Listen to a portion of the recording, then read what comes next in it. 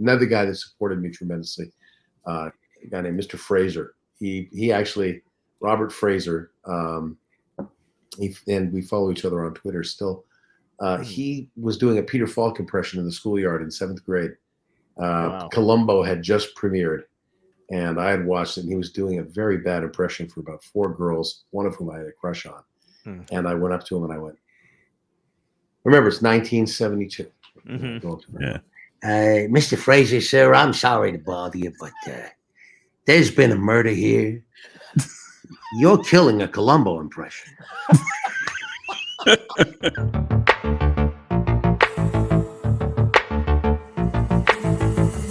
Dystopia tonight.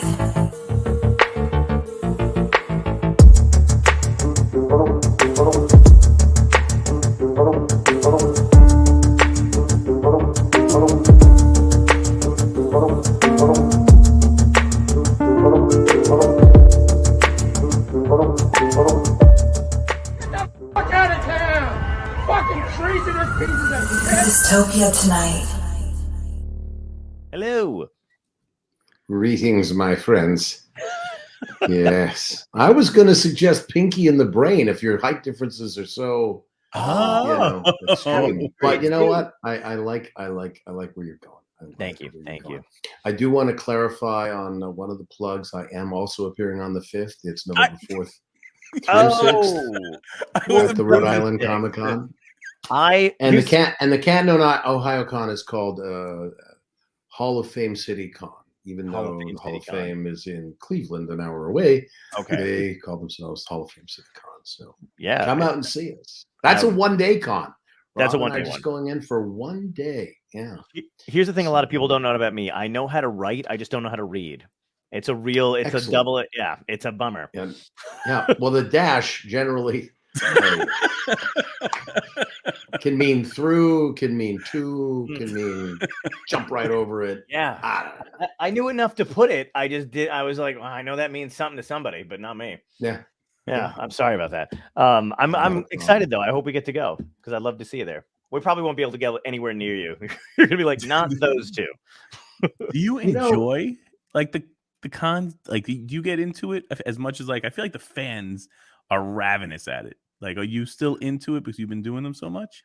I have gotten into it. I have gotten into the idea, that people are really touched by, work that all of us have done, all of us actors. I'm just talking about me, but these folks show up to tell you what the show and what your performance meant to them. And I've watched them do it with Carrie Elways with tears in their eyes. Who's a good friend of mine, and they've done it with me. I can't tell you how many times it's happened. I would say it happens at least once a con where, and I have a hard time saying that word without thinking of my dear friend William Shatner. So I think of every time he goes to a comic. God, it's magic. I met William Shatner for the first time 14 times. Bill never friggin' remembers me. Doesn't matter how many times I see him in the green room. It's just I'm a non-entity to him. And I created a day for him. I created International Talk Like William Shatner Day, and I just don't register. I don't. Wow. But that's okay. He's met billions and billions of people, and I mean it's got to be hard to keep everybody straight for him. So he just goes, I know that guy. Yeah, right. I'll just give him a polite nod. Good Lord. We had reached out to see if he wanted to come on early on, and it was the shortest email response I've gotten from. I've had people pass politely. I've had people say in a few months. He just wrote back, no. Well, it's all. You've got me. Yeah. The next best thing to William Shatner. I didn't go up on the ship, and I didn't question God and say, "Excuse me." Oh God! What does God need with a starship? But I did create International Talk Like William Shatner Day, and it caught on. So He strikes What me were as we somebody. talking about? I don't know. Can I tell you something? Comic-Cons. Oh, You were Comic-Cons, asking me yeah, if yeah. I enjoy them. So the short form answer is I've grown to. Initially I was rather trepidatious, and this was pre-pandemic, about germs, about meeting people and shaking all their hand. And this was 10 years ago. And I'm not quite the world-class germaphobe my friend Howie Mandel is. Ooh. But and when I say my friend, I do mean we're like lifelong friends. We went to high school. Oh, nice. That's awesome. And but I do, I worry about getting a cold, because then that holds up. And I can't work with a cold. The cold just throws everything off. I don't just sound like the celebrities I'm doing with a cold. I sound like you doing impressions. Presuming whichever of you has the least facility for doing voices, that's who I sound like when I have a cold. You trying to do my characters. Yeah. Right. So, I used that was my whole holdup with really getting involved with con life. And it's really come to be a lovely experience to meet people, hear what once I started to say this, once at least a con, I meet somebody that has a story where they struggled as a teen, and they had a particularly bad day, and they had a plan, if you know what I mean. And somehow or another, they flipped on Animaniacs or Pinky and the Brain, and it took them out of that moment and that plan and into a place of laughter. And just that 20 minutes or so of laughing made them shake it off, made them try, decide to try another day and try to face another day. And for them, in many cases, these people are just lovely people who have got lives, and you just go, I'm so glad you didn't. And I get up and give them a hug, It's a permanent solution to a temporary problem. Because I think when people suicide, they just want the pain to stop, but I can't, there have been studies of people who attempted and they survived. And in that moment where they thought it was irrevocable, they thought, I don't want to die. Right. So, I'm very glad to, unintentionally or inadvertently have played a part in helping anybody through my performance. And I'll be the first to admit I'm no altruist in this regard. I was just trying to make a funny cartoon show so they'd ask me back so I could pay my mortgage. Right. So but somehow or another, entertainment really fills a purpose in our society. And I can't remember Stan Lee's words about that came out after he passed. He said he had people he went to school with were doctors and lawyers, and he wondered if he was really doing anything that meant anything. Then he realized that entertainment keeps people from going off the deep end, and that's a rather noble pursuit. I'm paraphrasing Stan, but that's, I think, I've come to look at my life and career that way. I didn't necessarily have the focus to become anything in the healing arts or anything like that, but my healing art is I make you laugh. Nice. Yeah. Was there not right now? Right now I'm being as morose as fuck. Mr. Morbid. Listen, we're starting off Morbid the podcaster instead of Morbo the newscaster. What the fuck? Get off it, LaMarche. Morbo is one something funny. Morbo is one of my favorite. I enjoy any scene I know coming up that's going to have Morbo in it because it's just so fucking genius. Like, I never know what they're going to say. I never know what they're going to do with him, but it kills me every time. Well, he's so enraged at all times. And even when he's being jovial, when he's hosting the talk show and Billy West's Nixon, who I think is the favorite Nixon of mine in the entire business, goes, "Hello, Morbo. How's the family? Belligerent and numerous." But my favorite Morbo moment is when they're at the art show, and Fry has given everybody in the world $300, or there's something, I don't know if it's Fry, somebody somewhere, there's a rebate of $300. It was meant as a little jab George W. Bush when he decided to do that when there was too much money in the coffers. Right.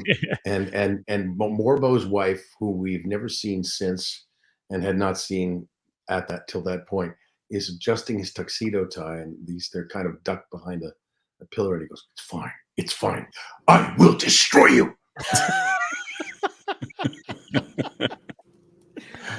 And if I do cameos, I generally throw in, and I will destroy you.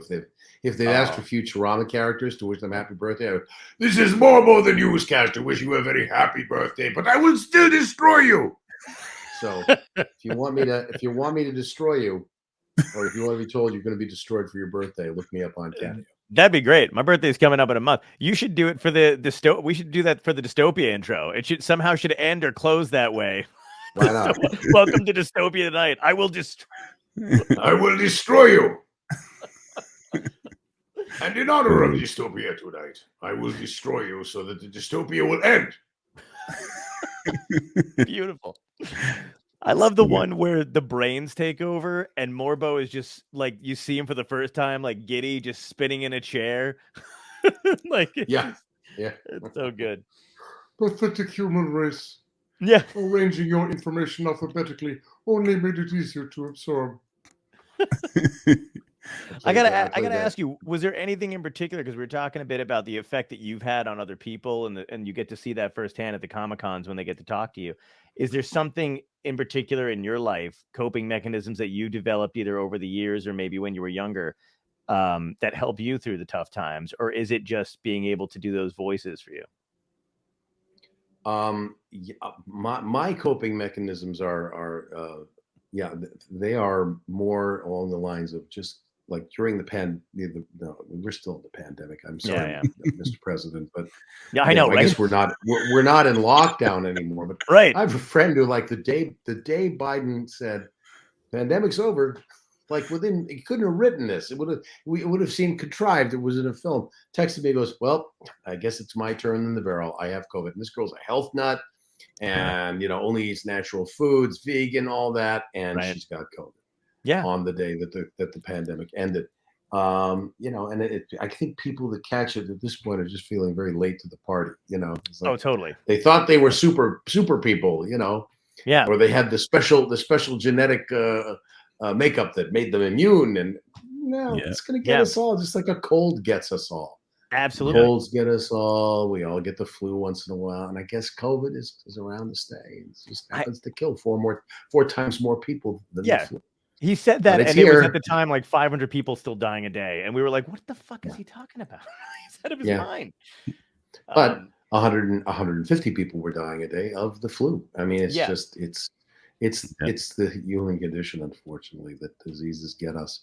But we are, I guess, we are definitely coming out of the whole lockdown thing. Although there are so many businesses that have changed their business model based on the pandemic. My bank still does not, open past noon on a Saturday.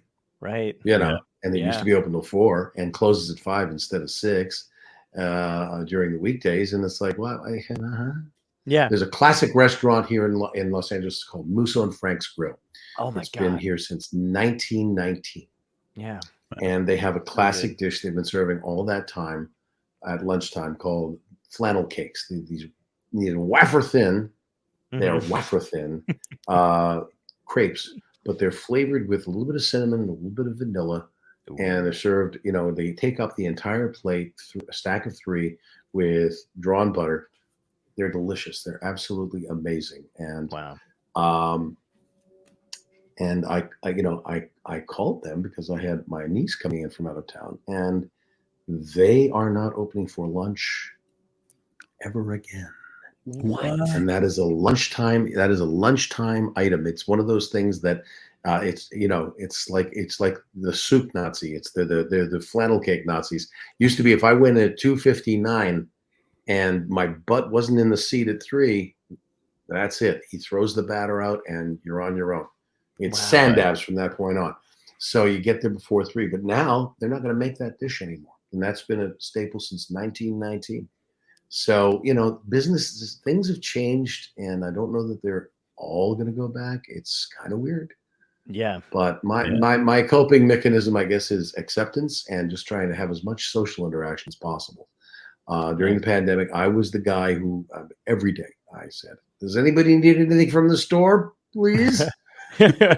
My son, my wife, didn't matter. And I would mask up and glove up when we thought, that gloves helped. Yeah. Excuse me, and go over to our local supermarket or our pharmacy just to see other faces and to change my scenery. That helps me to talk to people. And I would go on, I belong to a,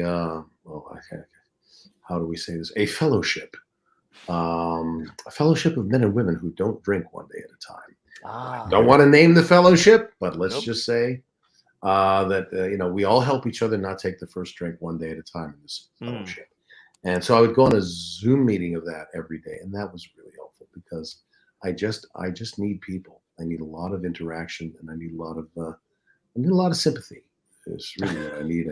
I don't know why. There's nothing to feel sorry for. But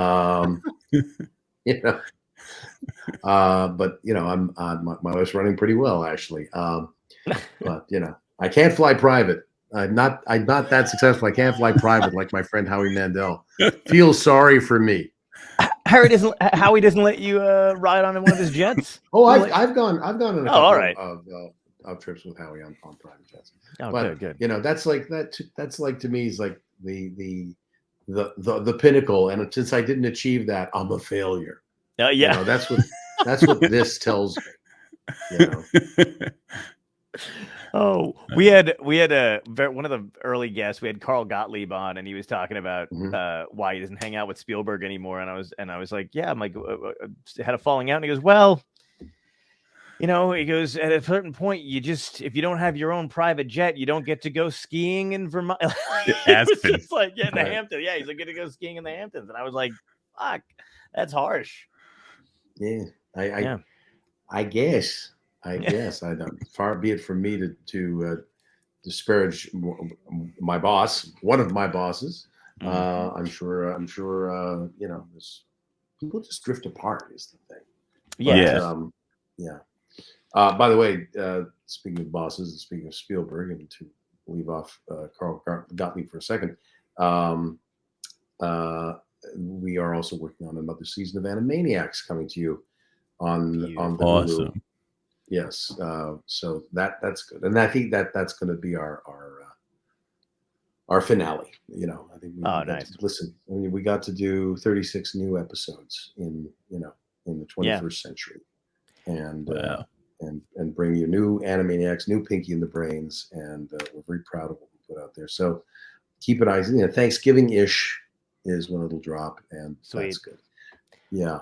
What do you think is good? Because there's like a bunch of reboots, like everybody seems to be doing one, but you guys knocked it out of the park with the new Animaniacs. Well, I mean, I don't know what's going to happen with the new Tiny Toons. They did not follow the same model. I mean, Steven actually went in with, he actually went into the pitches. They pitched it to all the streamers, and Hulu's the one that offered the best deal. But he went in with 8x10s of us and our characters, like a little split thing, and he put them on the table and said, "These are our stars. Wow. No recasting. These are the voices of people's childhoods, and we're trying to give them their childhood back, and we don't do it by recasting with celebrities." That's great. All the ancillary stuff, we can do whatever we like, but Yakko, Wacko, Dot, and Pinky and the Brain, which Yakko and Pinky are the same guy, my dear friend Rob Paulson.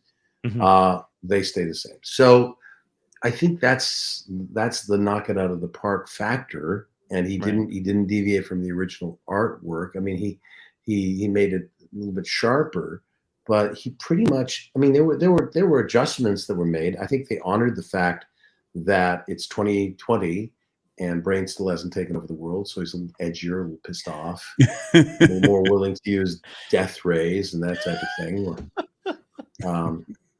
Whereas used to, everything was like some sort of mass hypnosis scheme back in the 90s. Now it's like, fuck it, I'm killing people.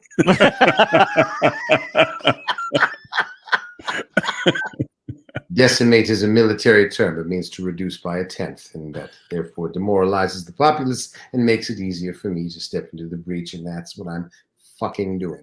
Sorry, Stephen. I'm sorry. I shouldn't. Now I won't get to go on the private jet. Oh no! Oh man, that's the rule. Sit there with Carl Gottlieb and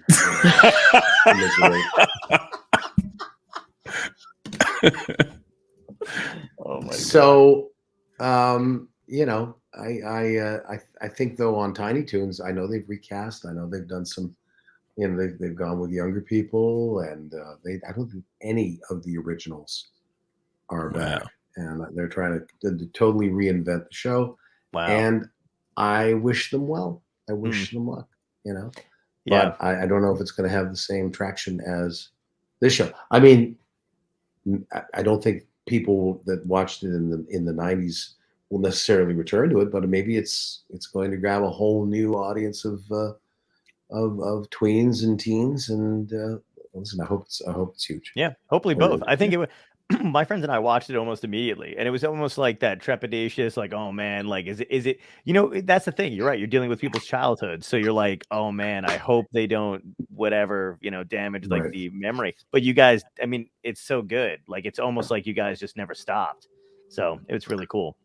Well, we actually didn't stop. I mean, we used to go to each other's houses and just table read old scripts, you know, which Tress McNeil found really annoying because she'd hidden her home address from us for all those years so successfully.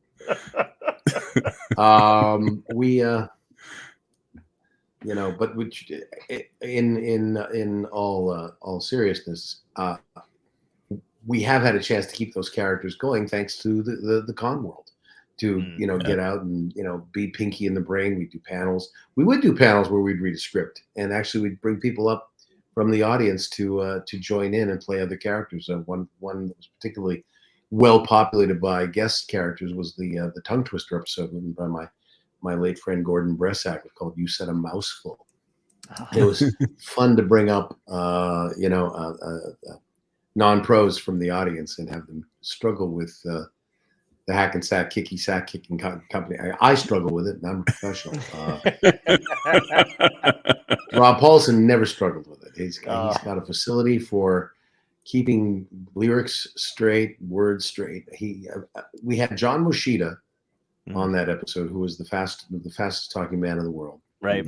Old Federal Express commercials, and he played our boss. It was one of those, you know, get a job, infiltrate the company, and then send out the thing that's going to take over the world, and you know, the mind control device that was implanted in every kicky sack kicker. And I blew the most lines. I blew so many lines. I walked out of the recording booth into the control room where Gordon was just laughing hysterically, and I just slugged him in the arm like Lucy used to slug Linus in the Peanuts cartoon. Then I'd walk back in and I could finish my line. Machida screwed up only a handful of times, and Paulson only screwed up once. Just one line, and the rest of it, he was right on. He was perfect. Were you and Rob friends before you met on Animaniacs? Yes, yeah, we got to be friends on a show called Attack of the Killer Tomatoes. Oh my God, I used to watch that show all the time.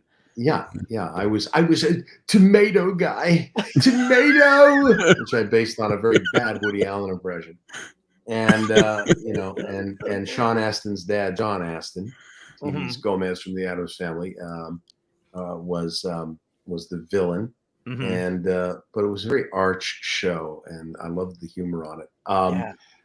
John and I have the same birth date, March 30th, and we speak every year on our birthday. I think we've only missed 2 times. Wow. One of us calls the other, and it's really lovely to talk to him. He's at 92. He's still got it. He's got it all. He's still keeping it straight.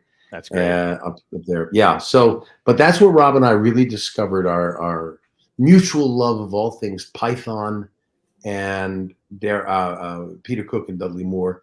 He's a big Goon show freak. I never took to the Goons quite as much, but we love British comedy and a lot of the sensibility. I mean, I think that's part of what made him make that choice for Pinky, because they didn't say, okay, the mouse is Cockney.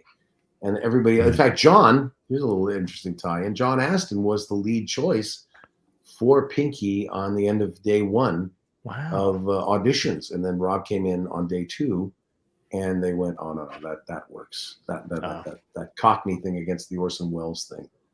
It's going to be really funny. So, yeah. That's incredible. So that's, but we bonded over our love of Peter Cook and Dudley Moore, especially. They have what they used to call an underground tape called Derek and Clive Live, and Rob and I both had memorized that thing backwards and forwards. And the Brits use the C word as a term of endearment. Yes, they do. Yeah, and so Cook and Moore take the piss out of that by just using it every time they address each other, and it becomes absolutely it becomes hilarious because it wears you down. You filter it, and then you realize, oh my God, it's what's the word I'm looking for? By the way, after 60, 2 things ago, knees and names. And that includes the names of things and names of processes. And anyway, not innocuous, ubiquitous. Oh, there you go. Word is, just every other word is the C word. So we still to this day text each other and call each other the C word, like 2 old British rockers. And now Carrie Elwes has joined us, so we have a 3-way chat with Carrie, and we just see who can use the C word more. Yeah. How did you wind up meeting Carrie? Carrie did an episode of Pinky and the Brain. He did the Hamlet parody called The Melancholy Brain, and it was him and Olivia Hussey, Juliet from the Zeffirelli Romeo and Juliet, who at the time I believe she was 42, and she still looked like the 17-year-old Juliet. I mean, alabaster skin and just a lady through and through. So, but the stuff that was going on between takes, Carrie was like sweating. He was laughing so much. We would C-word each other. And so,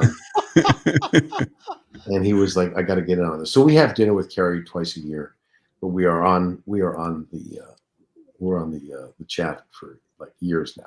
That's great. And he's a great guy. God, stories he's got. Yeah.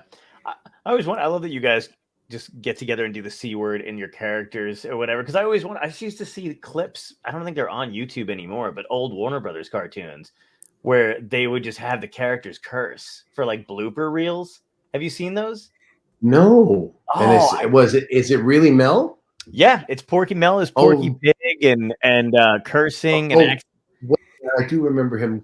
He had a stammer and he goes, fuck it. Right? Yeah. Yeah, there's a couple ones. I'll use the F word. I'll use the S word. C word I will not do on the. I can't. Yeah.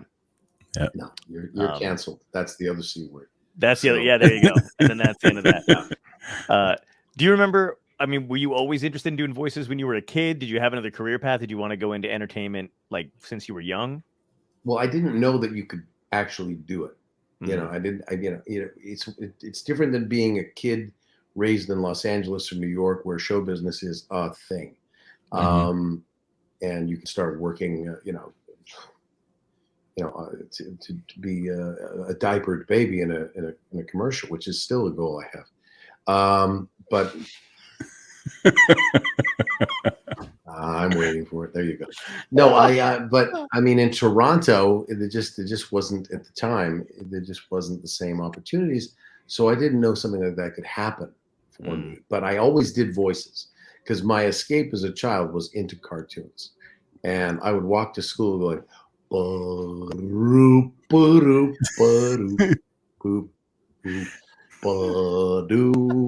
I'm a sophomore at this point. No, I'm kidding. Kindergarten. The humor did get a little more sophisticated for sophomore year.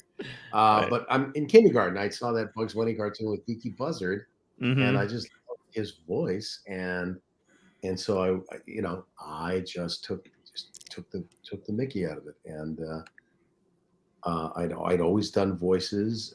It was a way that I found that my friends laughed, and I kind of figured out that if someone's laughing, they can't be mad at you at the same time, because there was a lot of anger in my household growing up, and my way of staving off anger was to distract you with by being funny. So I was a class clown, and then I graduated to school fool, and I did the morning announcements all through high school. Nice. Vice principal ceded control of the mic to me, and I did these like little creative radio commercials and played all the parts, and I was editing with a razor blade, but I didn't have a proper edit thing, so I was just like scotch taping by hand to make these cassettes of effects or music or the other character background noise, and I would rehearse them. Instead of doing my homework, I'd rehearse the morning announcements until 1 a.m. Wow. They came off without a hitch, and I got a lot of attention in school because of my morning announcements. And then one day, Mr. Bean, and actually his name, he looked nothing like the British character, but he looked exactly like a human version of Mr. Spacely from the Jetsons. Wow. That's so great. He even had the little plastic shoulder epaulets and a jetpack. No, I'm kidding. But he called me into his office. He said, "Listen, we love you. We think you're great. We think your announcements are terrific. Your appearances in the Variety Night are terrific. But I want to show you something." He showed me my report card. He said, this is phys ed, and you failed phys ed." And I looked at it and I went, "How could I fail phys ed? I got a 52. That's like on the other side." No, 52 is your absences. You were, yeah. So, and I have, like, if you looked at my absences, it looked like I was an A student, but no, they were all, oh my God, just because I would just spend so much time entertaining my friends in the auditorium, where we do, free periods. And it was called a cafetorium. So it was a cafeteria and an auditorium. It had those those tables that they were flat. And then when there was an event, you lifted, turned them, and then you sort of get back against it and watch the stage. Right. And that was it. That was the end of my high school career. I mean, I played geniuses on TV, but I'm a fucking high school dropout, guys. I just pronounce big words well. It really Wait, now have you ever run into your high school teachers later in life as you're successful and you've been like, come on, guys, look at me now?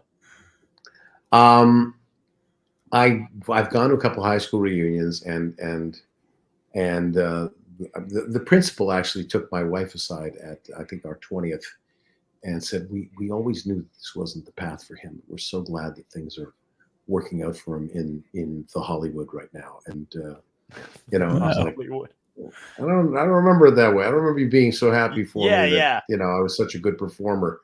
Right. But I've stayed in touch with a couple of my teachers, and there was one particular guidance counselor who was more a therapist than guidance counselor, man, Peter Harris. He probably saved my sanity through all of junior high.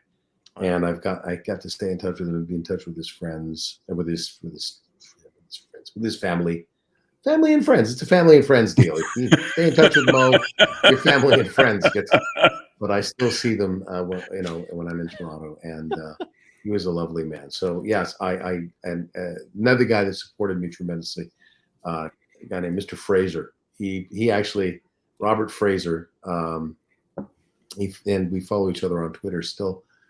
He was doing a Peter Falk impression in the schoolyard in 7th grade. Wow. Columbo had just premiered, and I had watched it, and he was doing a very bad impression for about 4 girls, one of whom I had a crush on. And I went up to him and I went, remember, it's 1972. Yeah. Mr. Fraser, sir, I'm sorry to bother you, but there's been a murder here. You're killing a Columbo impression.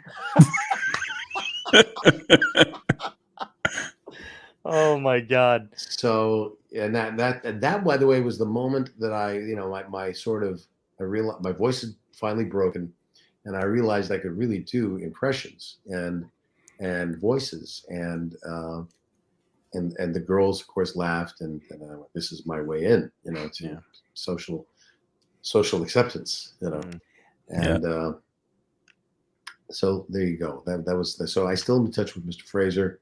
I can't call any of these people anything but Mr. and Mr. Jones. Oh yeah, from Mr. Jones from high school, music teacher. His daughter Halia is on the show Stranger Things. Not Stranger Things. Scratch that. Lock and Key. Lock and Key. Also a Netflix show. Who's she on Lock and Key? I like that. She plays oh goodness, I can't remember her character name, but she's the little vixen. She's the little nice. mean She's girl. great. Yeah. So she's the daughter of my music teacher from high school, and we just did a Comic-Con together, and it was like full circle. You know, here she is, her first Comic-Con, and you know, and we're like, wow, you know, look how that's this crazy. Yeah, that's really cool. Do you have it? Because there's no because now with social media, you can kind of figure out and plan your career. If you got a skill and a talent like this, you're like, okay, I got to go to this school, I got to go to this thing. What was your? Do you remember like a moment where you were like, okay, there's my in. I'm gonna do this gig, and then from then on in, I got the steps. I seated my pants completely. Wow. There was no roadmap. No, you know, as you say, social media wasn't around. I just showed up for everything. You know, I did study acting with Joan Darling here in town, and you know, did stand up for a lot of years at the Comedy Store, and took any job. And I mean, I couldn't even break into voiceovers initially. I was told it was a closed door, and I tried to sign actually with Rob's agent, and the guy who was then running the agency said, "No, forget it. It's just not." And this is like 1981. But by 1985, I was a working voiceover actor, and like I said, comedy was really where my stand-up comedy was where my heart was, and the thing I really was buttering my bread with. I was touring with Rodney Dangerfield actually, so nice, the best. It was a nice gig. It was a great gig actually. He was very generous to young comedians and put me on the Young Comedian Special in 1985. And it was a great thing, so that I wasn't desperate, because I auditioned for a year before I got my first animation job, and that was Inspector Gadget, where I played the chief. And then all of a sudden, this whole new world opened up, where a world of sitting. I was like, wait.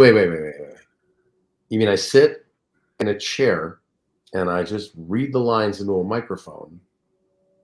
You pay me to listen to Don Adams hold forth on the making of Get Smart every week, and a check shows up, and that's it. And then I can go back to doing stand-up at nights, and then one day a week, and I get enough money to, like, you know, not only pay I can live for a year on this money so that I can do the stand-up for love. And oh my God, this is fantastic. And no hair lighting makeup, no key light, no mark I have to hit. That's amazing. And Frank Welker, who's the king of this thing, as we call voiceover, was sitting next to me, and he basically gave me a crash course crash course masterclass in technique, because there is technique you have to follow. You have to be able to exude energy while sitting down. Right. And he showed me, this is what he does just by doing, but like, it sounds stupid, but don't ever let your elbows touch your sides, but you can emote like this and wear soft clothing so that boom, oh my God. But if you do that, it comes out on these super sensitive microphones. Wow. So you can't rub. And he showed me how to turn pages and how to just go from one character to another by physicalizing in a quiet way. And there was, Frank was playing 4 characters on the show. And so to watch him transition, I learned how to transition, so that by the time I got to be on The Critic with John Lovitz in 1993. It's a great cartoon. Yeah. It really was, wasn't it? So brilliant. Of all the things I've done, I just sort of go, why isn't that being rebooted? Why can't we get that shit back? Absolutely. I got the chance to play 30 characters in one episode. Wow. And the episode's called LAJ. And it was an amazing thing to be able to knock out all those characters in one episode. I broke Harry Shearer's record. Harry had played, I think, 22 characters in The Simpsons up to that point. Oh my God. And yeah, they were in there. They were in the season 6. And, you know, the show was so funny. In fact, there's an account on Instagram. Follow 2 accounts. One is Maurice _LaMarche. Get it. And yes, LaMarche. Yeah. Although I don't know why you would, because I think I post about once every 3 months, and then I just I don't find myself going, oh my gosh, I looked good at that moment. You know, I'm just not paying that much attention to myself. And for a performer, I guess I'm you know, relatively self-effacing, although I have an ego the size of, well, certainly this office. Pinky and the Brain, Yeah. Pinky and oh look, an Emmy nomination. Anyway, but I, you know, I love this account called The Critic Clips, all one word, TheCriticClips, The Critic Clips, and they post 1 minute clips from the critic. And I'm telling you, there's at least 3 belly laughs in each clip. I mean, if you want to give yourself, you know, a little instant laughter, follow that account. It's brilliant. It's brilliant. And it makes you go, why isn't this show on the air anymore? Mike Reese and Al Jean and Jim Brooks, geniuses. They created this show. And, you know, a lot of the Simpsons staff wrote it. It's so funny. The crossover episode of The Critic and the Sim is probably one of my all-time favorites. It's a good Simpsons episode, right? Yeah. It's a great Simpsons episode. It's not just a great Critic episode. It's a great Simpsons episode. I had the distinct pleasure of playing Eudora Welty belching and Jay Sherman belching. I actually subbed for John, did his stunt belch. And at the end, I get to play George C. Scott getting hit in the groin with a football. My groin! You know, all those hours and hours of watching Patton paid off. So good. Oh and my God. Speaking of The Simpsons, and you toured with Rodney, you were Rodney on The Simpsons, right? I did do an episode. Well, Rodney had passed, so yes, I had. Yeah. I did some play Rodney on The Simpsons. It's been my honor. I've also played Orson Welles 12 times on The Simpsons. But I don't know where they get the idea I do a good Orson Welles, but I seem to get asked to do Orson Welles a fair bit. Right. So I even played Orson Welles but I played it and didn't play it. I know that there was some kind of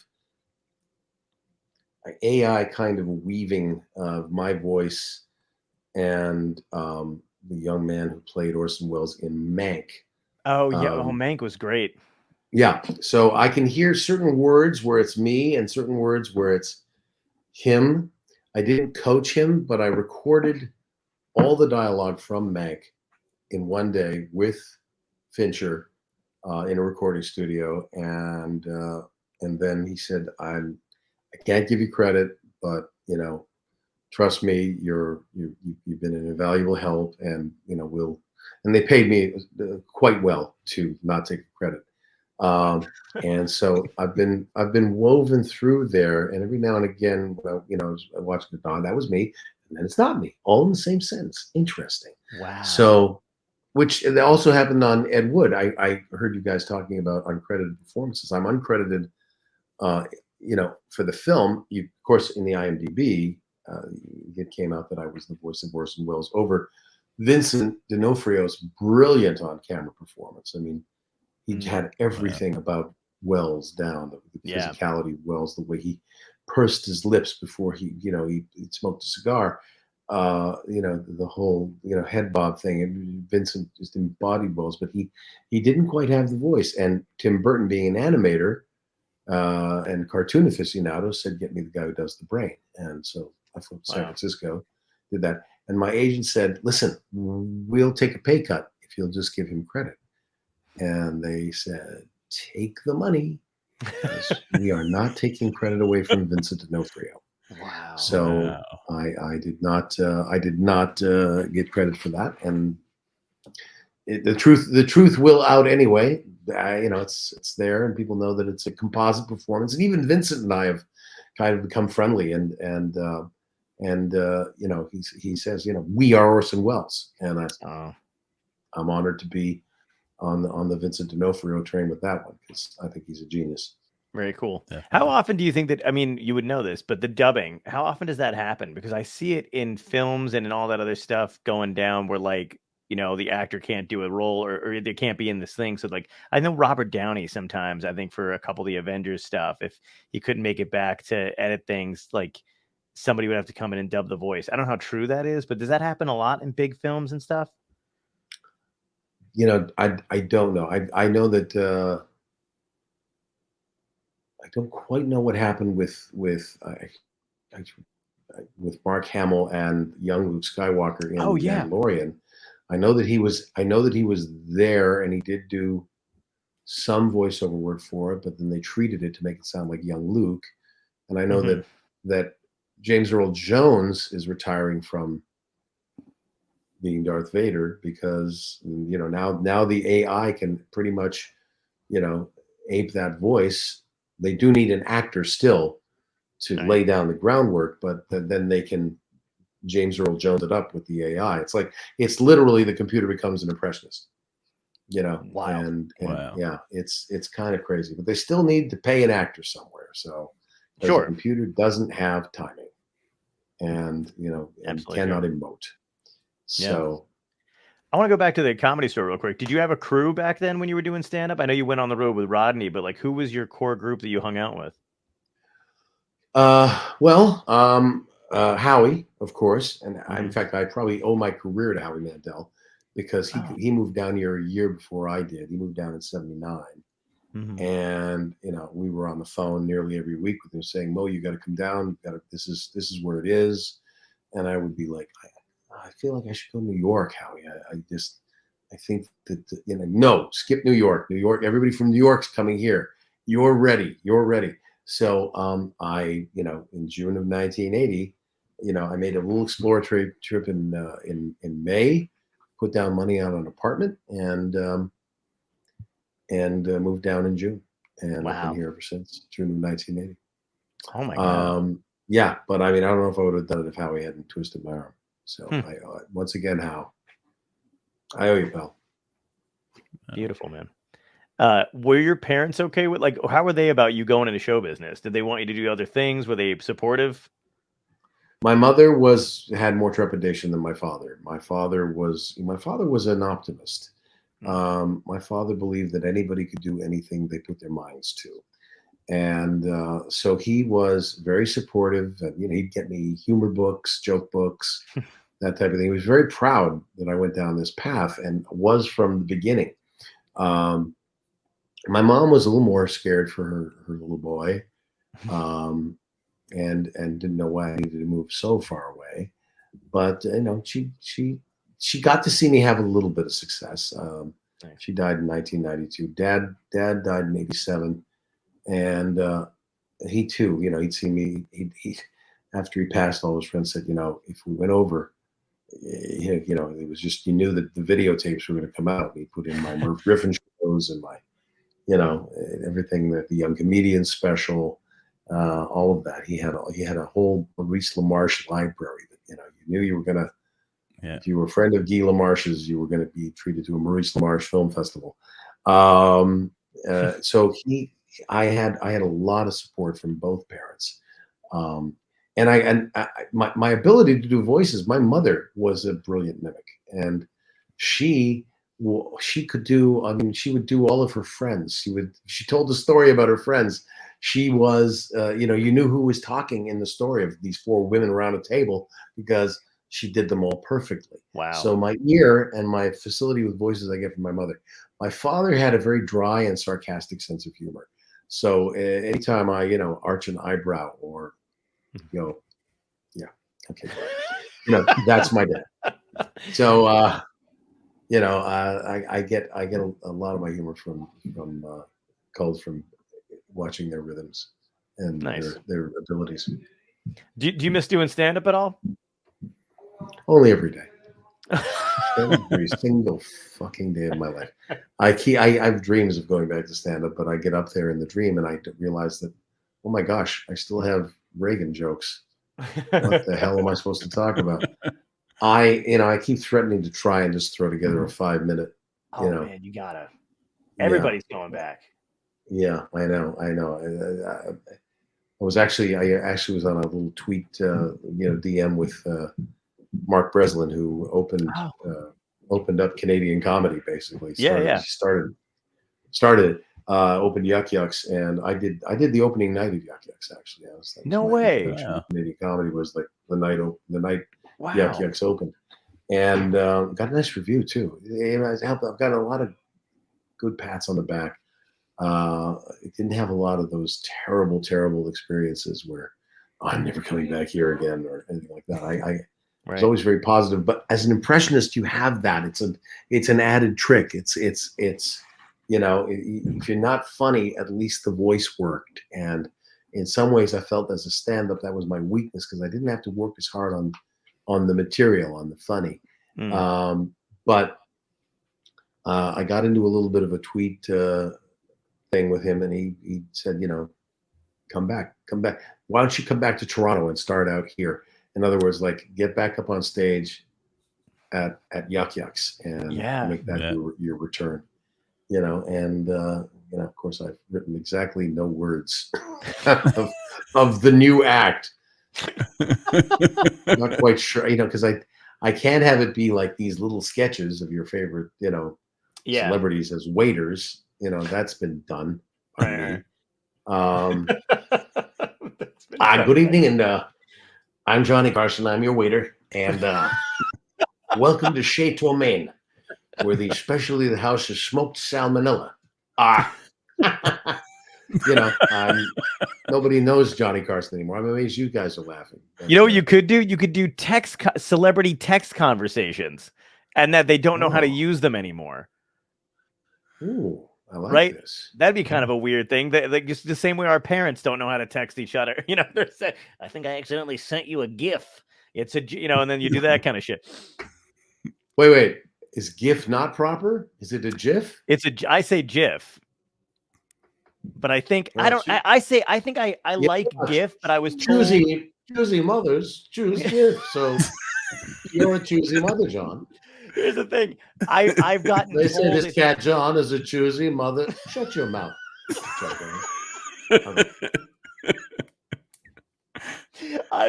only reason why is like I had to personally I think it's GIF.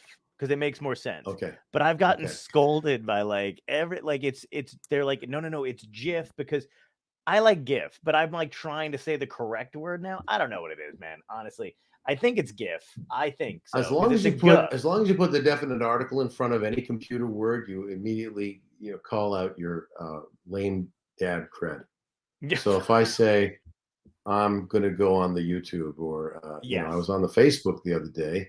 Right. And now I'm going to watch the Netflix or the Hulu. It's like you're almost drawing an ironic, spotlight on yourself going, see, I know I'm out of touch because I'm saying the thing before the everything. But yeah, it's actually a funny idea. Oh, good. I'm glad. Let me explore that. Oh, please. And let me know when you actually go to, I don't care if it's in Canada, in space, I'll come and see it. Well, I want to see it. Space, the final frontier. These are the comedy voyages of Maurice LaMarche, who was doing his act in zero gravity. He just made a doodle in his pants and doesn't matter. It'd be great if you were just floating by in like a green screen type of thing, advertising your show. That'd be great. Oh man. I want to ask you a couple more things about this between the stand-up and the voice acting thing. Was there a point where you decided to just stop doing the stand-up and do it? Like, was it that the voice acting got so, the career just became more and more and more with more voices and you're like, okay, no more comedy? Or was it a hard decision to make? It wasn't so much a decision as well, it was a decision because it's always a decision. But now here we go. It's going to be morbid, the podcaster again. When my dad died, it was a particularly horrible thing for me. He was murdered. And that it really spun me out. And and I became a drug addict and an alcoholic. I'm not saying that it happened because my father was murdered, but my reaction to it was to drink and use more until I crossed whatever that magical line was, where I didn't know how to not drink or use on a daily basis. Right. But I also knew that, the knowledge that the one thing I'd done that he was really proud of me for, because I was kind of an embarrassment to him as a kid because I wasn't at all athletic. The opposite of my brother Paul, who just could catch a baseball in his sleep at 105 miles an hour. Wow. I mean, my brother was a natural athlete, and my dad was. My dad was actually scouted for the NHL, and the only thing that his best friend Al Arbor was drafted, and who went on to coach the New York Islanders, and my dad was 5'6", too short. But I mean, my dad was lightning on the ice, lightning. It was like thrilling for me as little Mo to watch Dad just zipping in and out of people. Wow. So he was my hero in so many ways, and losing him and knowing he'd never been in the audience again was one of those things that I just thought I just don't want to do stand up. I can't make people laugh. Oh, wow, man. Horrible thing. This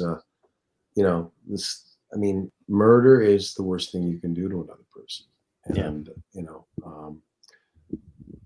it's so funny. I was saying to a dear friend of mine, I went to Kenny Loggins at the Hollywood Bowl. I am going somewhere with this. He was at the Hollywood Bowl just this past Saturday night. And the last thing I did the day before my dad died, I was going to go up to Toronto, and my manager called. His regular opening act had fallen out, and did I want to go up to Tahoe and open for Kenny Loggins for 3 days? So I canceled the trip home, opened for Kenny Loggins for 3 days, and had a wonderful time. Great show. Kenny Loggins couldn't have been nicer to me. We had a lovely chat on my last night. And seeing Kenny Loggins, even just from the audience, I kind of flashed back to that. I was like, that was the last normal day.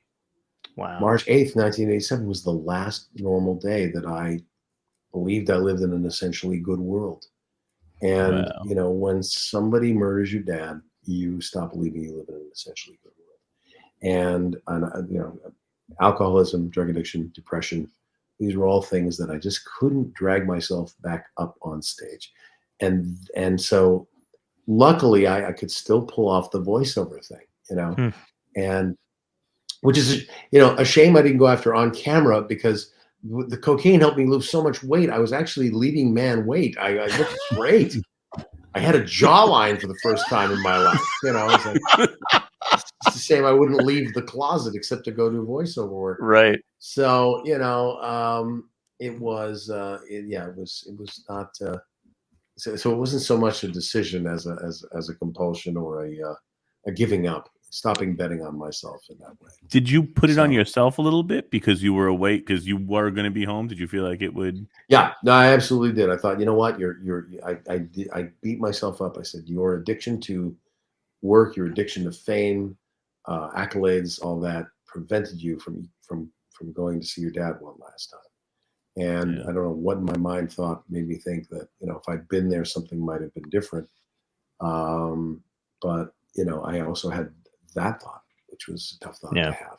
Yeah. And you take things on and you let things go. I mean, that's half the point of therapy, is learning to let, the harmful shit, the unhelpful shit that you tell yourself about yourself go.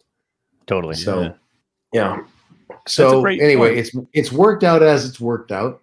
Hasn't been, it hasn't been awful. I didn't end up under a freeway overpass, and I've had a very nice career still making people laugh. I just do it more anonymously than I might have if I'd have done stand-up. And there's no guarantee if I'd have kept on doing stand-up that I would have gotten a sitcom or anything like that.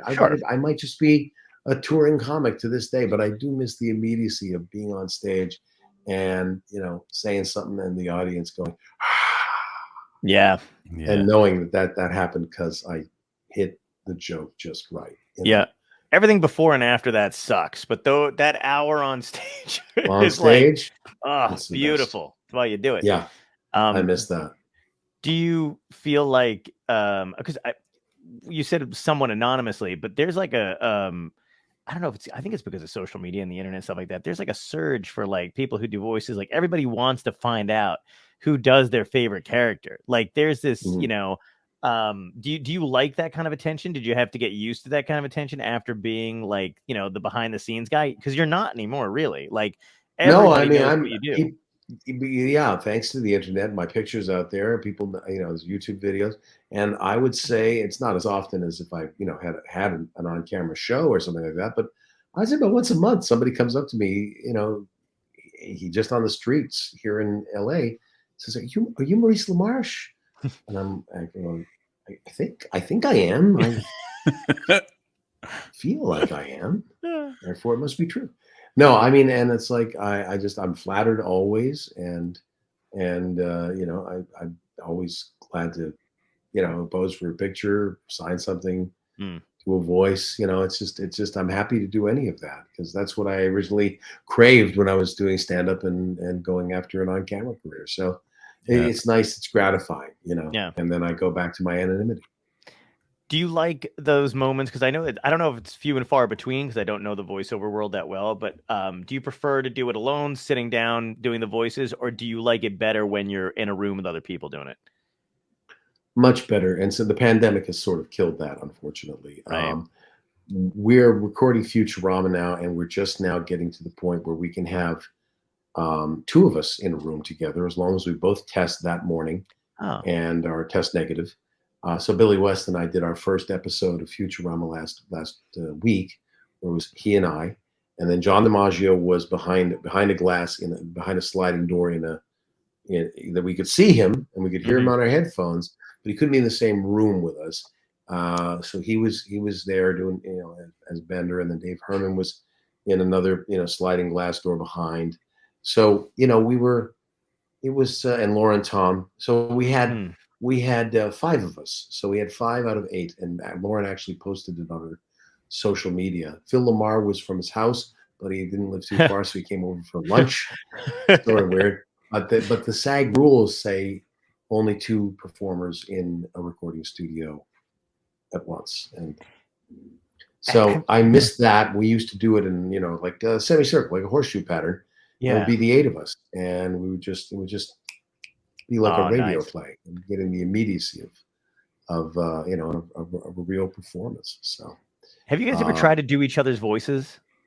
Yes. Oh, that's great. Yes, in fact, we all do Zoidberg. Oh, you do? Even Katie does Zoidberg. Yeah. Oh, what's wrong with Zoidberg? Why does everyone here? Good news, everyone. You know, and we've all got a Farnsworth, and we've all got a Zoidberg. We all try and do Billy's voices, although John does a fairly good Morbo. He's got the pipes to do Morbo and Lur, and Gelatinous Blob, all my deep voice characters. Right. But I can't touch any of Dave's characters. Dave Herman, his voice vibrates at a specific frequency that's right where funny is. But I mean, Roberto, you know, his insane robot, the you know, the stabby robot. Yeah. I can't make that sound come out of me. I mean, everything he does has got a lot of tension to it, though, you know. And so, you know, but he's brilliant. So, you know, it's and yeah, we all do. We can also all take an attempt at doing Futurama. But, you know, nobody's better than the original. And, right. But we have a lot of fun. We have a lot of fun on the show. That's awesome. Was it because you did you get to meet your hero? Like, who was your heroes like coming up? Like, and voice was everybody loves Mel Blanc. I mean, that's like, you know, I never got to meet him. I missed him by 10 minutes. I missed Orson Welles also by 10 minutes. I walked in the studio, smelled a cigar, and Orson was just here. That was at Buzzy's Studios, and then I missed Mel by 10 minutes. He had just done a Heathcliff, and I was coming in to B&B Sound in North Hollywood, and again, and it was because I could smell cigarette. You know, it's always it's about the schnoz. Yeah.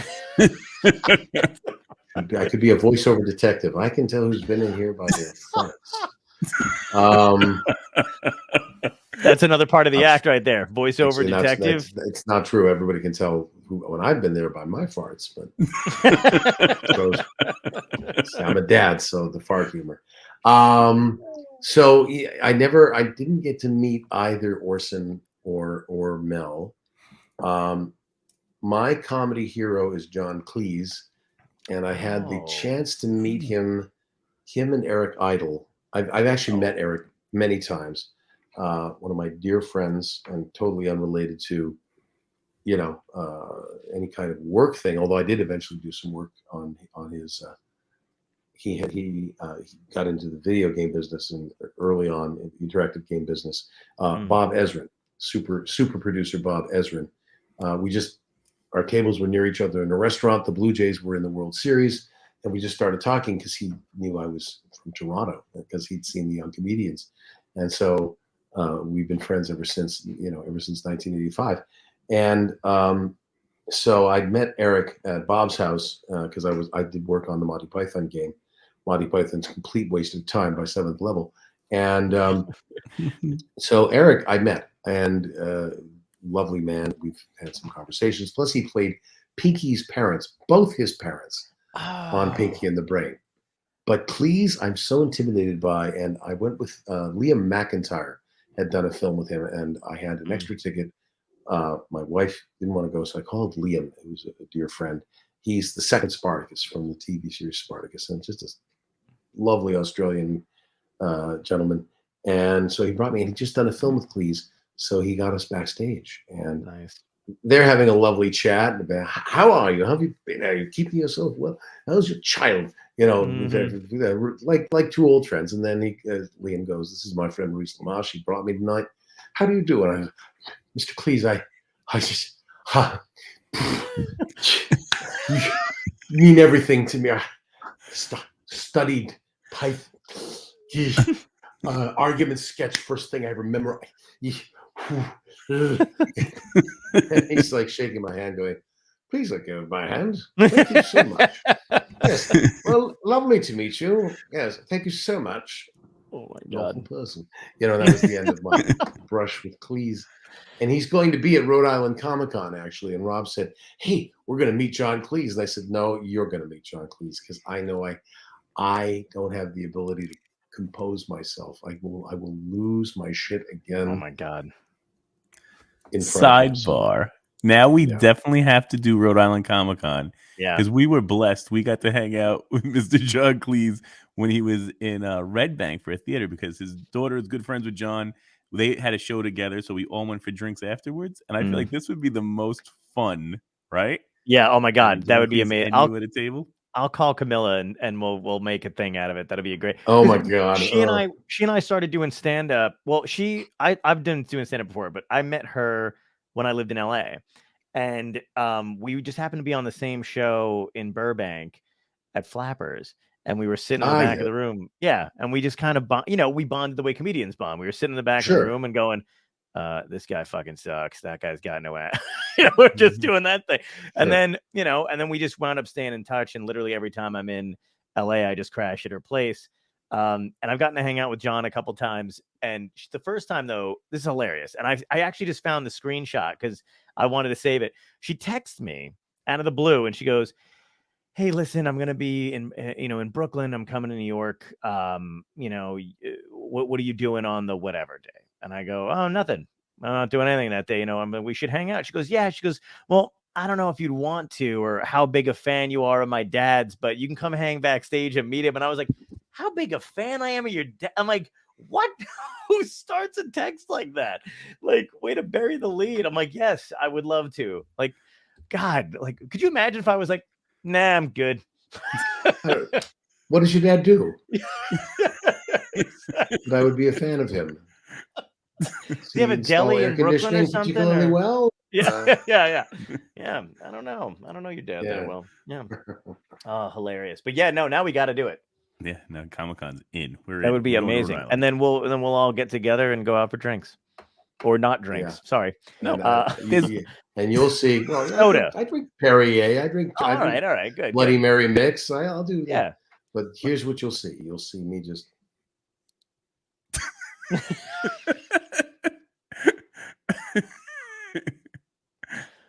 I won't say a fucking word all night because I I'll tell just you what. know foot will go in mouth and then come out to make room for other foot.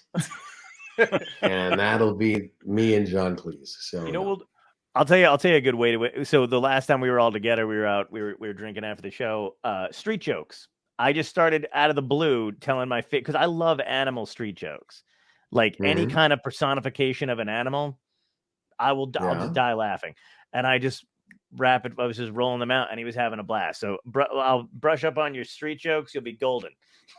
Well, here's where I show my lame dadness. I don't even know what a street joke is. A street joke is just it's like like an old school joke. Like a guy walks into a bar and he sees a okay, all right. Yeah, okay. yeah, I didn't know that was called a street joke. I know what that kind of joke is. Yeah. Well, Ray Romano has a great street joke. Probably and he prefaces by going, "This is the best joke there ever was. It's the most perfect joke, and there's no way to tell it badly, and it's just the perfect joke. Perfect economy, everything. What's the worst thing you can hear while blowing Willie Nelson? What? I'm not Willie Nelson."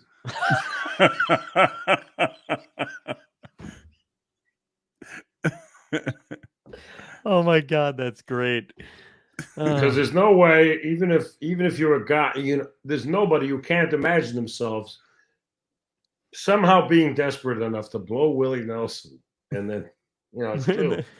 So yeah, that kind of street joke. It's a foolproof joke. I've never not made somebody laugh.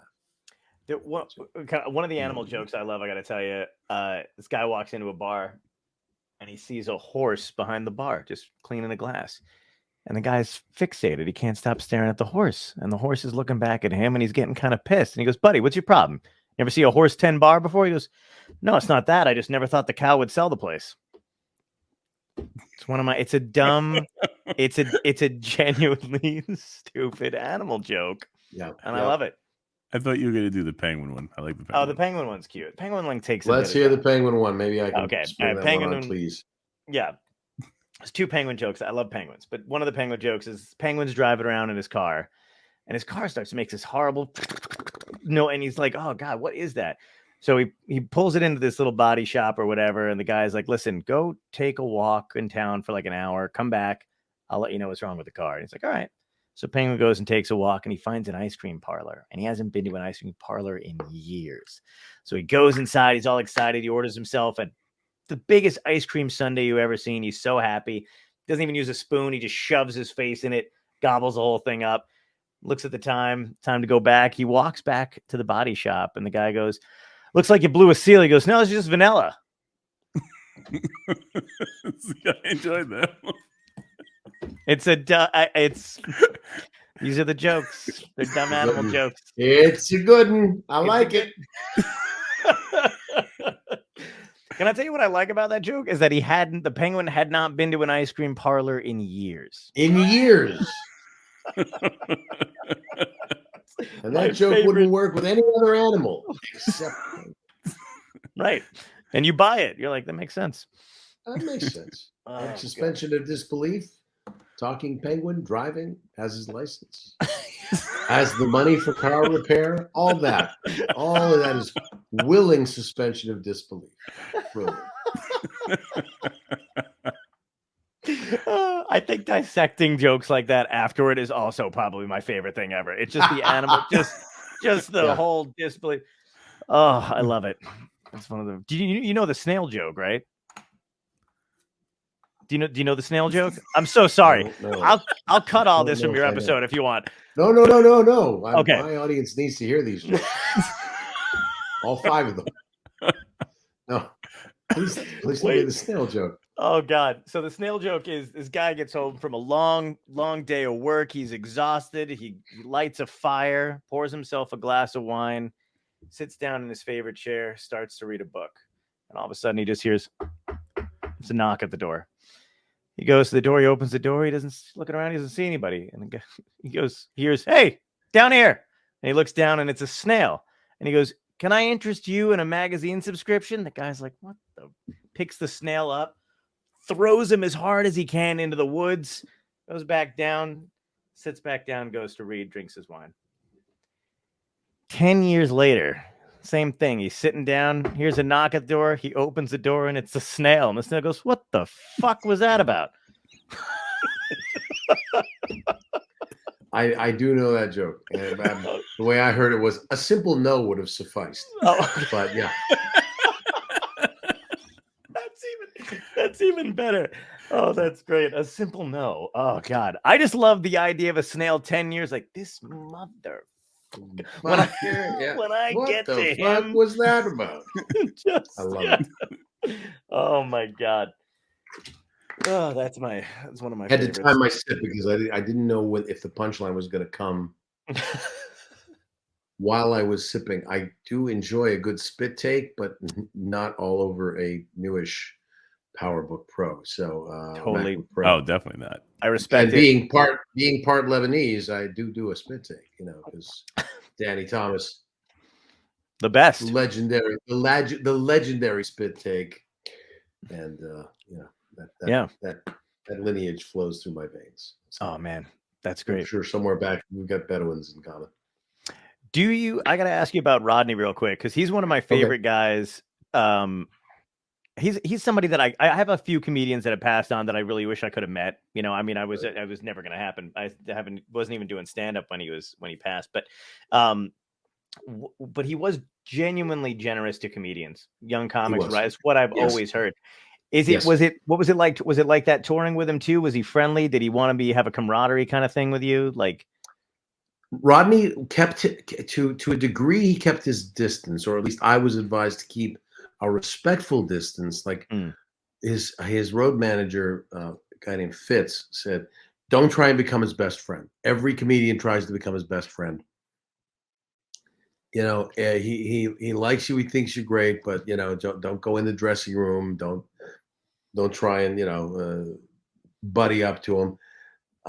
You let him come to you." And so he would invite me in, and we'd have a little chat, or he'd say, "What did you think of the show tonight?"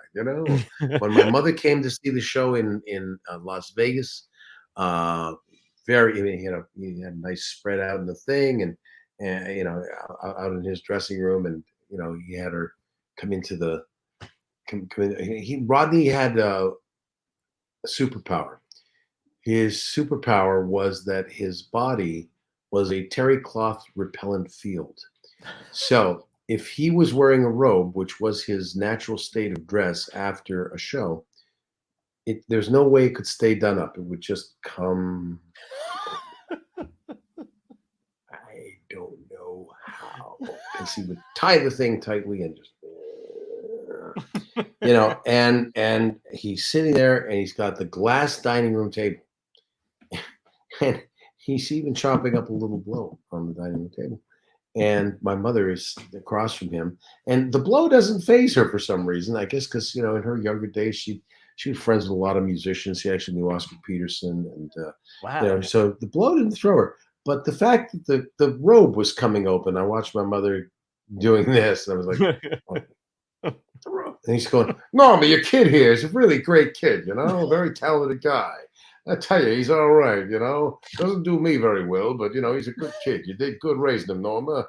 You want a little Coke? Okay." But he was, his generosity was genuine. And we did one show in particular where my name wasn't on the marquee. It was Latham, New York. It was a theater in the Round. And he started going off as the tour bus was pulling up. He said, "What the fuck is this? Maurice's name ain't up there. All right, tell the manager I want to see him right now." Wow. And I'm going, "It's okay, Rodney." And he goes, "No, man, your fucking job is hard enough, okay? All right? I've done tough clubs.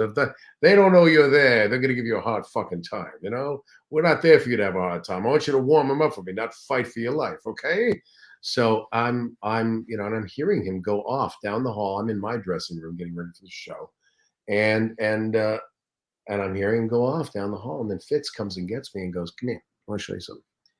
We go to the stage door, we open it up, and I look up, and there's a guy on a cherry picker. I mean, the marquee at the theater in Latham was like it looked like a Jetsons building. It was like just this toothpick going up to the sky, and then and he's up there on a cherry picker, and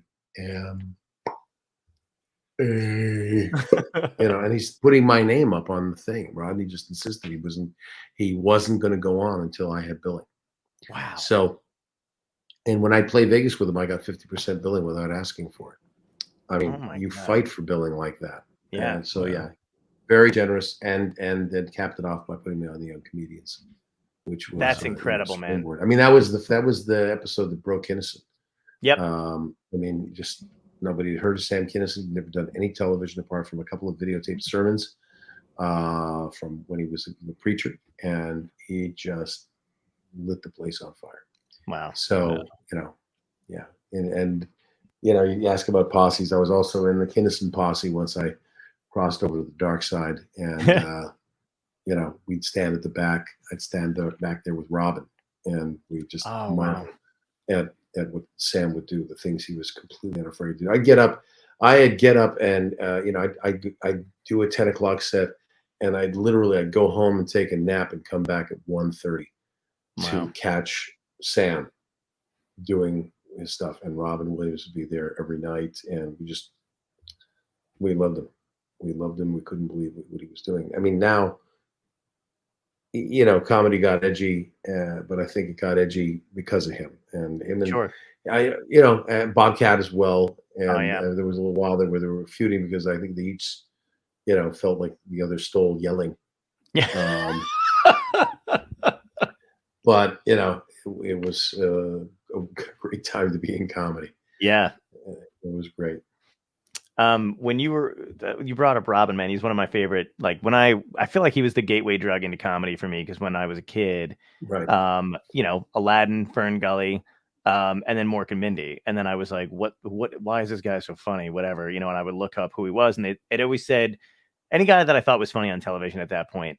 It was like, oh, they started in stand-up, and I'd be like, what the hell is stand? You know what I mean? What is that? But he was the first where I was like, what's a stand-up comic? And then kind of fell into it that way. But he was one of those unique guys where he could do voices really well and impressions.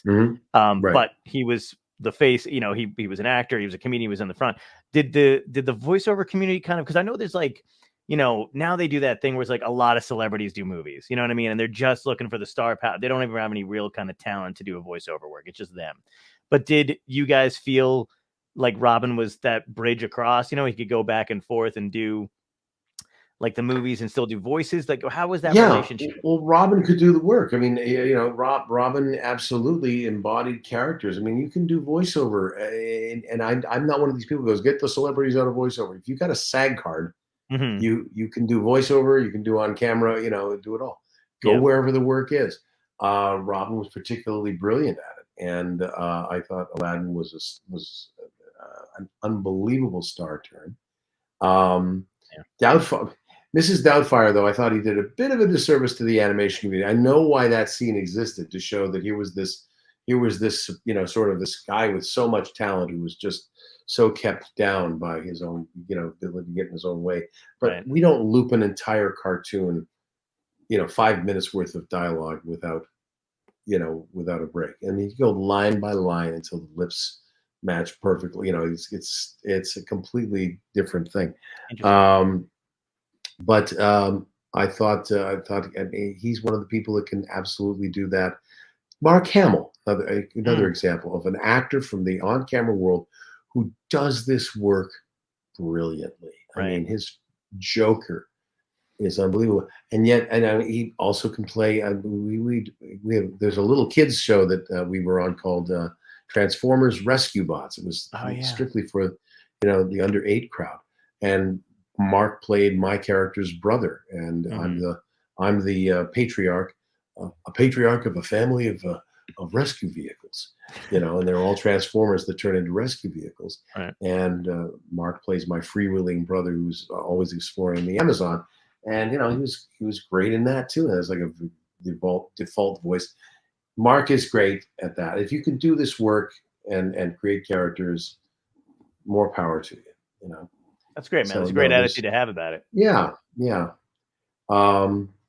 There's nothing more to say on the subject. I know that there are people that think, hey, don't they have enough money? But it's not about money. Right. At a certain point at which it's about you want to do good work and you want to, you want to stretch and grow. And animation, I mean, it's like being in rep theater. If you're on a show like the Futurama or The Critic, where you're playing 6 or 7 or 20 characters in an episode, it's freeing. It's amazing. Yeah. And you guys have this ability where like I don't ever want to see another character do your voice. Like I see a character and I'm like, that's gonna be the voice that's in my head forever.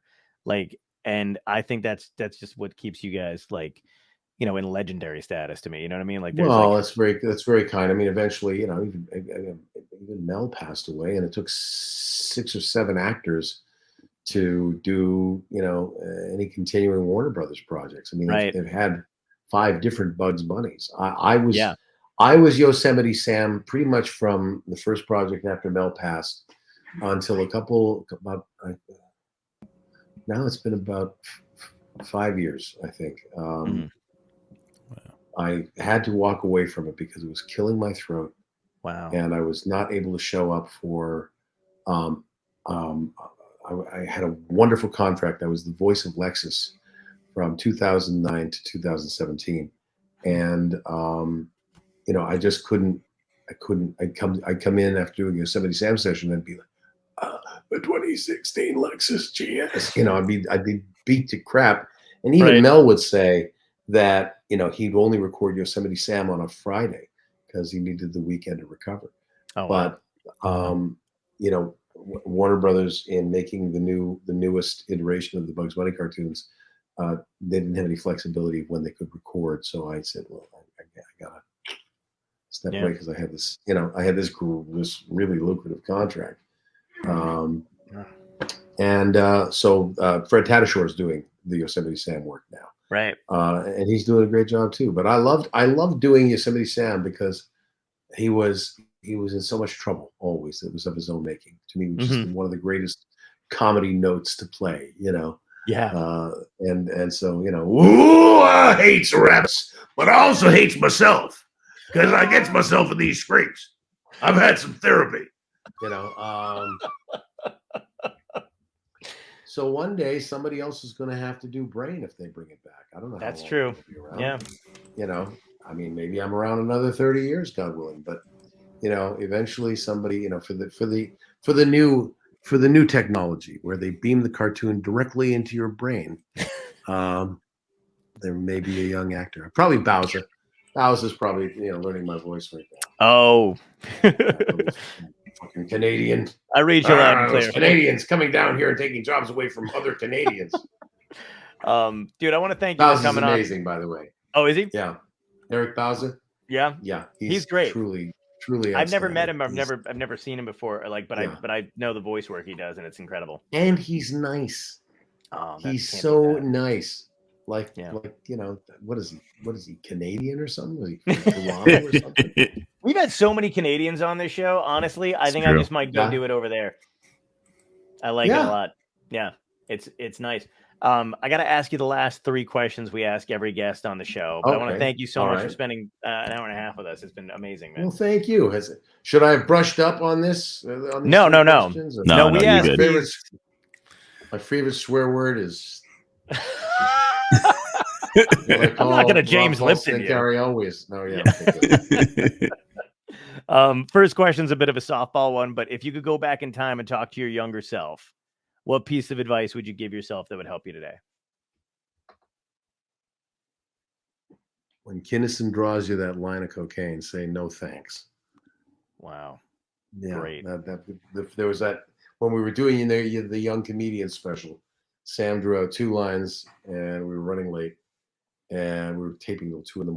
And it was like that scene in Taxi where Reverend Jim is at Yale, the flashback scene, and he's very prim and proper, and then he has the hash brownie, and he's like, "Oh, that's pretty good." And that was what the first line of Blow was like for me. It's like the world changed, So I might say that, or either that or Microsoft. Oh yeah. Yeah. Any classic television reference, love it. Taxi, MASH, keep it. That was great. I know nobody knows Taxi anymore, but love that show.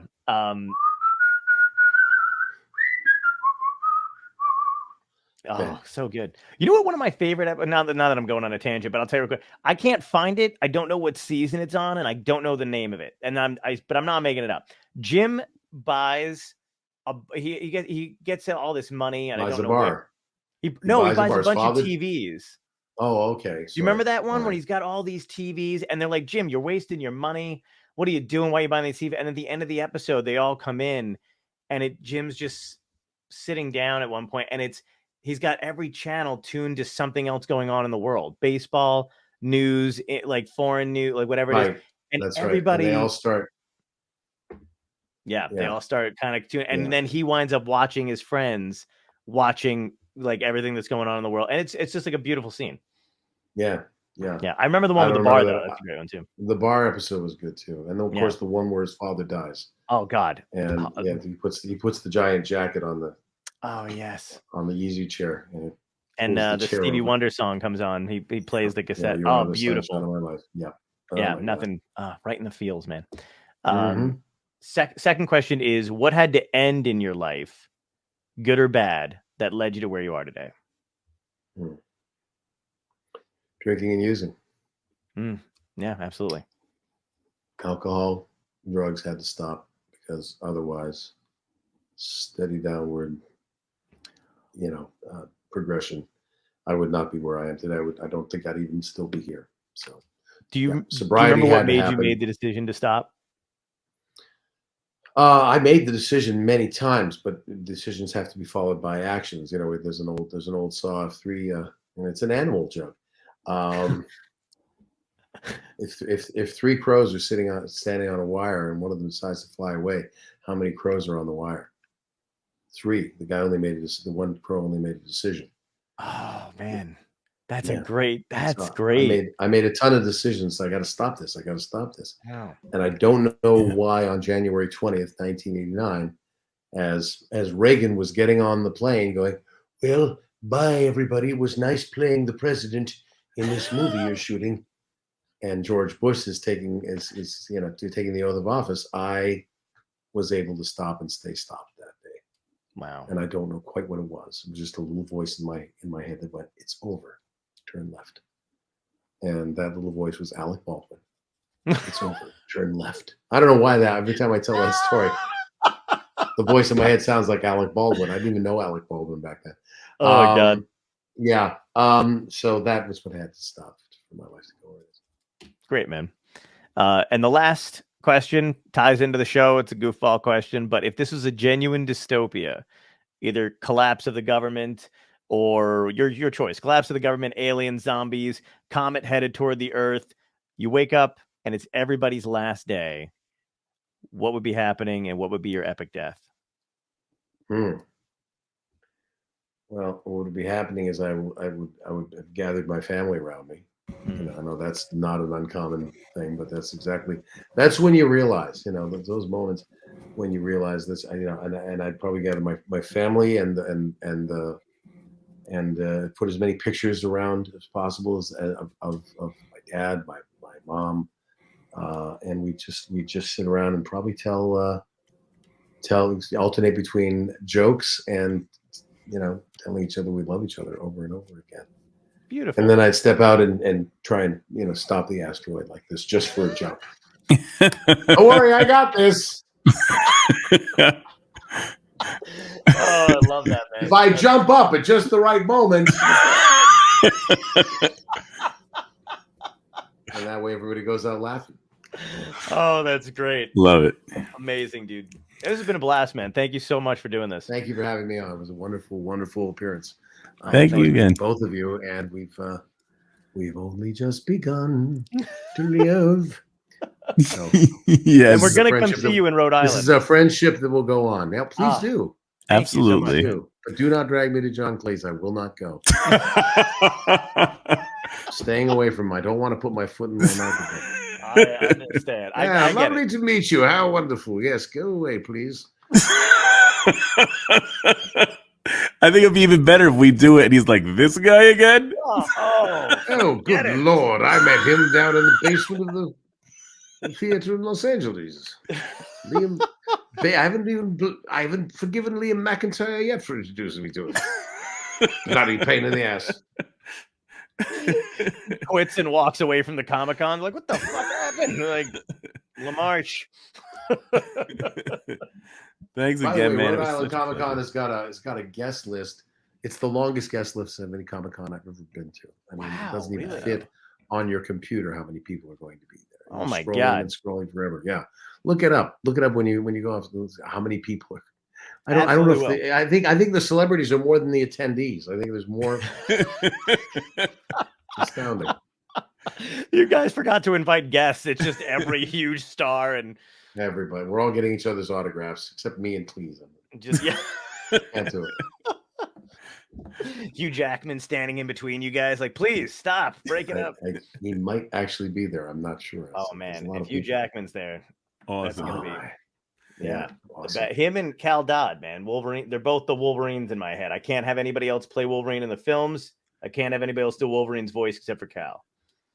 Really? Not even Steve Bloom. Steve, you know what? No, that's Steve Bloom comes the closest to anybody else because I've got the two of them in my. When I read the comic books, it's the two of them that alternate in my head. Sometimes I do a Steve Bloom. Sometimes I get Cal. It's really weird. Because Steve did the video games, didn't he? I think he's done almost. Yeah, but I just all I know is Steve's license plate is SNIKT. Oh, that's beautiful. That's pretty great. Yeah. Yeah. Yeah. And there's some that, you know what I love? Oh, I gotta let you go, but I can keep talking. I'm just gonna keep going. But you know what I was gonna say is really funny. Do you remember the are you a superhero guy? Do you watch that kind of stuff? I love superhero stuff. Oh, great. Do you remember the old X-Men cartoon that they tried to do in like 89? I think I was like 4. I do, but I wasn't an avid watcher, but I did tune into it once in a while. They gave Wolverine an Australian accent, and I cannot. Yeah, I can't. I read for it. I actually read for that. And no way. And, yeah, and I said, well, but Wolverine's Canadian. Yeah, I'm Canadian. Can I read it with a Canadian accent? No, we're going Australia. Australian's badass. Canada's too polite. Yeah, we all had to read with an Australian accent, and of course I didn't get it. Oh, that's all right. I landed the part of Jeremy Hulk, the critic, who's also Australian. So yes, yes, absolutely. Yeah, I beat out actual Australians for that. Oh, including the guy who played Robert Scorpio on General Hospital. Tristan. Oh my God! Yeah, that's cool. We all got callbacks. They said, "Let's go with the fake Australian." Now they couldn't get away with that. No, cultural appropriation. You have to get a real, honest to goodness, white Australian. Yeah, you got to be authentic. No pretending in acting anymore. You got to be the authentic. You got to be the real deal. Yeah, yeah. The only thing you don't have to do is act anymore. No, I don't care if you can act. That's yeah. Right. Bryan Cranston played a guy in a wheelchair. Amazing performance, and they were like, "You couldn't get a real guy in a wheelchair. Why? Yeah. Why? It's insane." Did you see the original French movie upon which that movie was based? No, I didn't know that there was an original movie. It was called Intouchables. Oh, sure. And and it's as good as Bryan Cranston is. That movie is unbelievable, and they also didn't get a disabled actor to play the main part. That actor is able-bodied, but you'd never know it. You don't know it for and it's just a brilliant performance. Yeah. Wow. No, I'll check that out. I love that kind of stuff. I didn't know it was one beforehand. And then at the end of the movie, they show the real people upon which the movie is based. Wow. Yeah. Stream Intouchables. We'll do. And I'll get back to you about it too. Thanks, man. I appreciate it. All right. Yeah. Take care, man. Great hanging with you guys. Take good care. You too, man. See you soon.